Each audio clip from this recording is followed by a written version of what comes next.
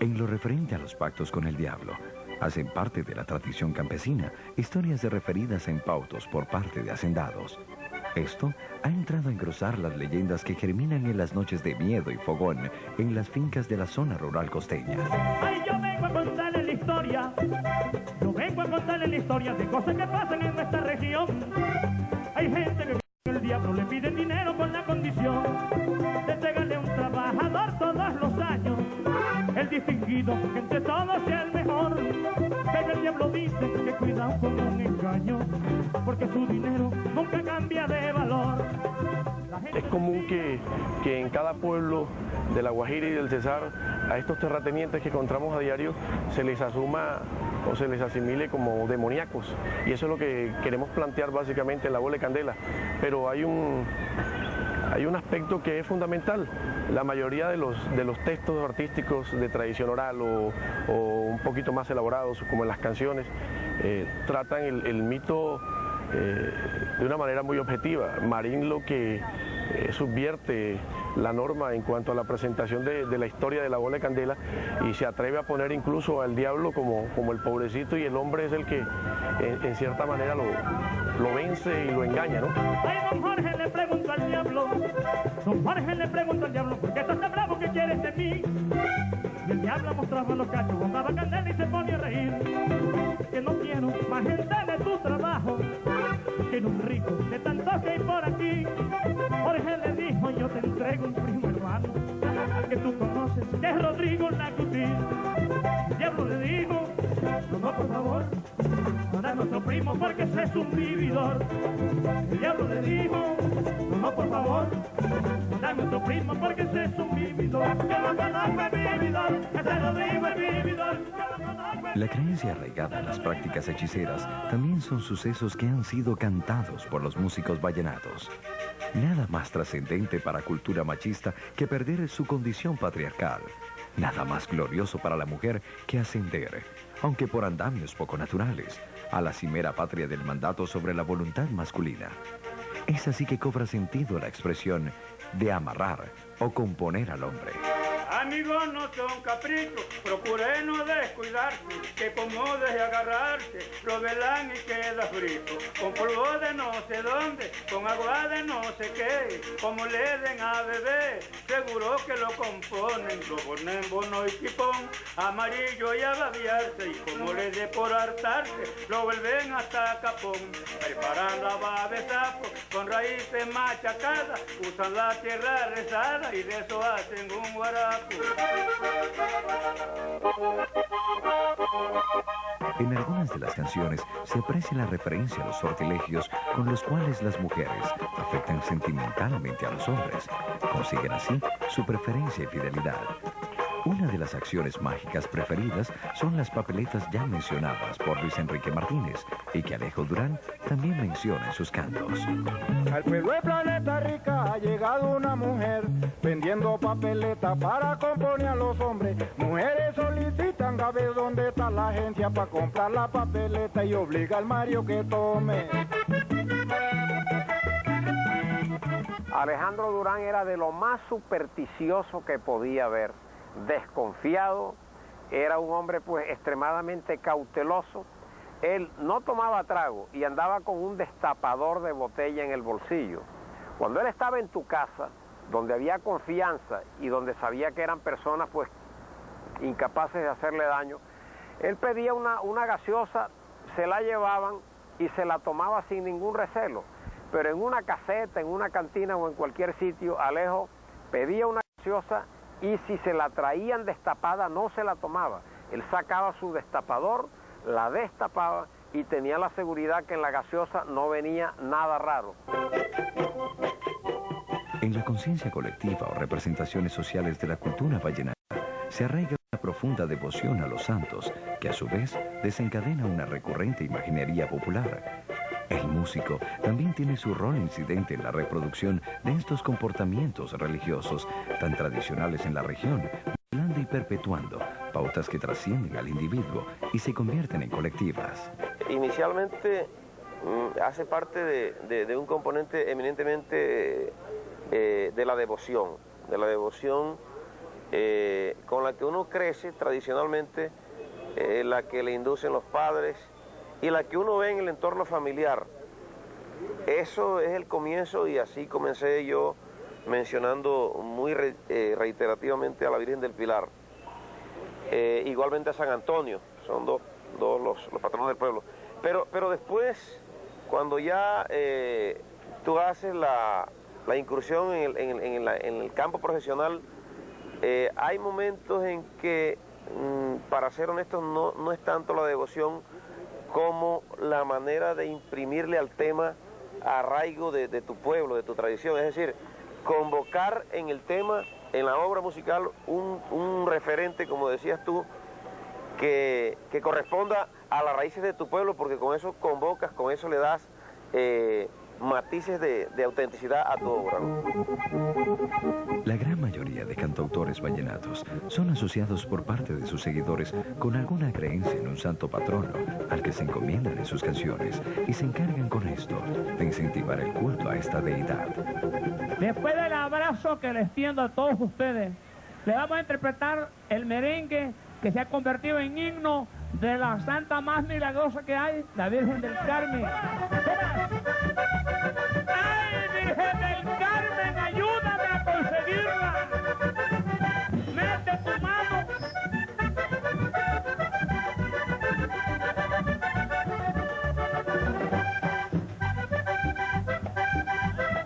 ¡Ay, no hay cosa más bonita que sentirse uno con fe y tener devoción por el que algo falta vida!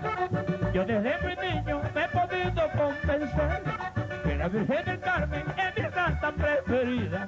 Quizás el caso más revelador de esta práctica es la advocación de la Virgen del Carmen, patrona de ídolos populares de la canción vallenata, como los hermanos Zuleta Díaz y el más idolatrado de los músicos de este género, Diomedes Díaz. La imagen de un gran ídolo popular como Diomedes Díaz toma más arraigo en la conciencia colectiva de sus fanáticos y melómanos vallenatos, cuando se asocia la imagen que más devoción despierta en la costa caribe y quizás en todo el país.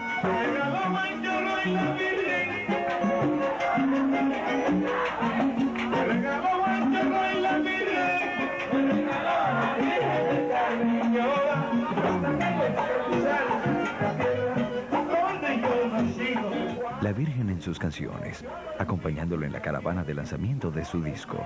La Virgen a la que le pide licencia y vida, la Señora como la llama. Diomedes interpela así la religiosidad del público, que tiene así un doble motivo para identificarse con su música. Y el 16 de julio es la fiesta de la Virgen del Carmen.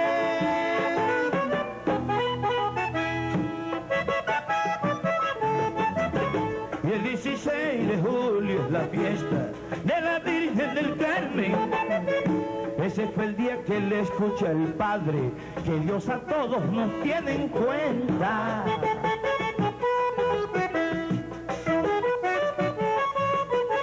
Ese fue el día que le escucha el cura, que Dios a todos nos tiene en cuenta.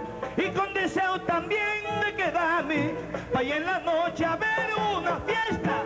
Y me tocó quedarme en la puerta, no tenía plata para pagarles. Por eso es que la vida es un baile, que con el tiempo damos la vuelta. Pero el tiempo acaba la fiesta y me voy solito por el valle. Ese es el caso de Hernando Martínez, acordeonero de Maicao.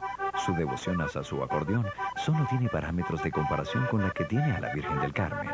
Música y creencia son para él los lazos que más lo acercan a su identidad, que más lo ligan a su cultura y su territorio.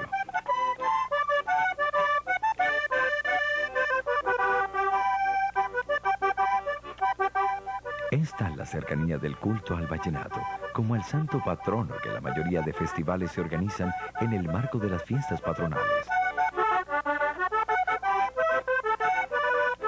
Las tarimas para los músicos se construyen frente a las iglesias para congregar y conciliar estas dos devociones. Esa dimensión de lo festivo es lo que diferencia nuestra religiosidad, es decir, cómo asumimos nosotros lo religioso con otras instancias culturales, como pueden ser los Andes, ¿ya? El andino es mucho más trascendente, ¿ya? es mucho más rezandero.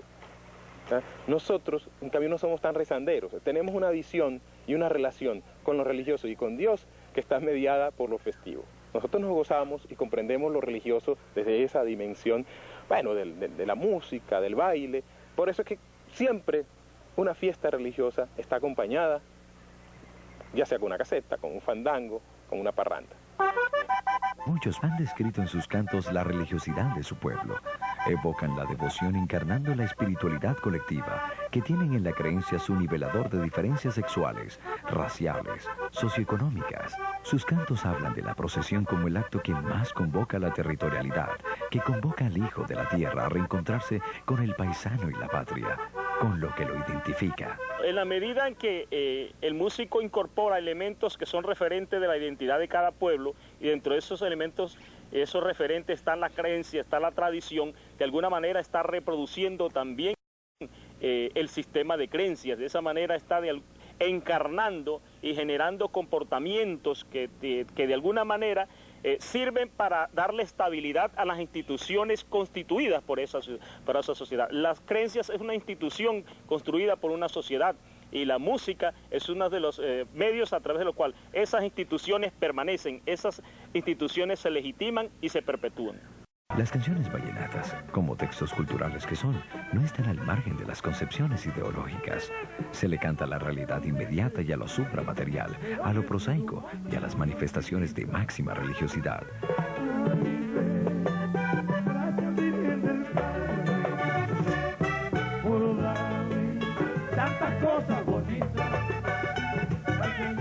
El efecto de la onda sonora, cuando suena un instrumento, igual tus emociones te las mueve sin que haya un texto. Ya cuando hay un texto, el texto te está llevando por obligación una evocación, y eso hace un efecto de acuerdo a tu creencia, de acuerdo a tu formación teológica. Porque si para mí la Virgen del Carmen no dice nada, ninguna canción que menciona a la Virgen del Carmen tampoco va a significar nada para mí. Pero si yo soy resultado de unas creencias, ya sea a través de la familia o a través del entorno de estudio, de colegio o religioso mío, todo lo que tenga que ver con la Virgen del Carmen me va a decir muchas cosas. El encuentro con el diablo hay que ubicarlo dentro del contexto regional, dentro del contexto de lo que sucedía en aquellos tiempos en materia de, ubicándonos ya dentro del oscurantismo de sus tiempos, donde se hablaba mucho de fantasmas, de brujas, de seres del más allá. Había un miedo a lo desconocido, un miedo a lo que representaba el demonio, los espíritus malignos, y de entre ellos, desde luego, el diablo, que apareció en alguna noche que Francisco el Hombre se dirigía de Riohacha a Galán y a los pueblos vecinos, que le apareció, según cuenta la historia y la leyenda, un personaje retándolo a tocar un acordeón, donde le mejoraba cada toque que Francisco el Hombre le hacía, y este, consciente de que en la zona no había nadie que pudiera competir con él, desde luego se asustó, terminó llegando ya inconsciente al lugar de destino donde llegaba, donde lo estaban esperando para una fiesta. Se dice que después que allá cayó privado, inconsciente, al bajarlo del animal, y que después contó que el personaje nunca se dejaba ver la cara, solamente le tocaba el acordeón y lo incitaba a seguir tocando, hasta cuando él tuvo que tocarle el credo al revés, lo cual también debemos ubicarlo en el mismo contexto de el combate entre el bien y el mal, que en nuestra región lo ubicamos como el enfrentamiento de los espíritus buenos con los espíritus malignos, terminando Francisco el Hombre venciendo al espíritu del mal. Caminos tortuosos, caminos de herradura y vida dura, caminos de mula y misterio, caminos de fronda espesa y paciente marcha. Son los caminos de la zona rural de la Guajira Media. El regreso a lomo de caballo era dispendioso y fatigante. Solo algunos gorjeos canoros entretenían su abulia. Por allí transitaba el hombre.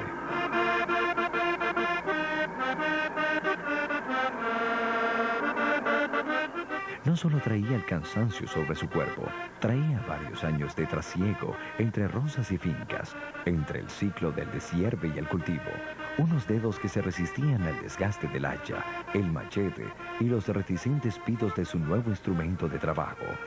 Consigo, traía el acordeón que su padre le había regalado. Francisco escuchó entonces un canto deshilachado, unos fuelles nostálgicos, unos pitos bien marcados. No podía ser Sebastián Guerra, mucho menos Darío Freile, con el que se batió en Rincón Hondo. Era un misterio para su entendimiento y un desafío para su adormitado acordeón. El hombre se aprestaba a salvar la condición humana para su condición, para cantar. El hombre estaba ya frente al mismo demonio. Él se vino en su burrito y ya oscureciendo oyó una música. Hasta se paró. ¡Ah! Música por aquí. Se dice así, en la ciudad de Riohacha fue su primera entrevista y en el tendido Buenavista llegó y le pidió revancha. Francisco, en su desconfianza, no lo quiso saludar. Es Jesús, secreto real. Y Satanás salió en balanza. Le puso un preparo, se regresó, que él creía que iba a tocar con él. Pero no, ese viejo estaba preparado. Le puso una oración, un conjuro real. Ya las notas se escuchaban tan cerca, su ídolo guió hasta donde la música cobró cuerpo. Un Francisco expectante, un jadeo inquieto, una amenaza para su talante desafiante. Se escucharon los aires, era una extraña presencia, era un estilo distante, pero allí estaba el hombre. Sobaba el acordeón como para asirse a lo único capaz de redimirlo. Una vez escuchó el gesto, era de sorpresa, los ojos de espanto, pero los dedos tenían la destreza de siempre. Comenzó a explorar los botones y la música surgió como torrente. Su contrincante lo escuchaba absorto. Una canción y otra, era un desafío sin tregua. La noche corría y las notas se ensanchaban con la soledad. Un Francisco sudoroso exploraba los límites de su acordeón. Ya tenía la certeza de estar frente al maligno. Fue entonces que el hombre busca ayuda espiritual. Tenía su música, tenía su acordeón. Ahora necesitaba de Dios, el que puso al maligno en caminos de derrota. El credo al revés. Todopoderoso Padre, en Dios creo, tierra y cielo del Creador, Hijo único Jesucristo creo, por concebido fue Señor nuestro, Santo Espíritu de gracia y obra, Virgen María Santa nació, Pilatos Poncio de poder bajó y padeció, sepultado y muerto crucificado fue, a los infiernos descendió, entre los muertos resucitó al tercer día, a los cielos bajó, Todopoderoso Padre Dios a la derecha sentado está, a los muertos y vivos los ha de juzgar, a venir desde allí, Santo Espíritu en él creo, católica santa la Iglesia, santos los de la comunión, los pecados el perdón de, la eterna vida y carne de la resurrección. Amén. Francisco el hombre fue el hombre, Francisco el hombre fue el hombre de la puya y el merengue. Francisco el hombre fue el hombre de la puya y el merengue. Solo ha quedado el renombre de su historia y sus saberes. Solo ha quedado el renombre de su historia y sus saberes.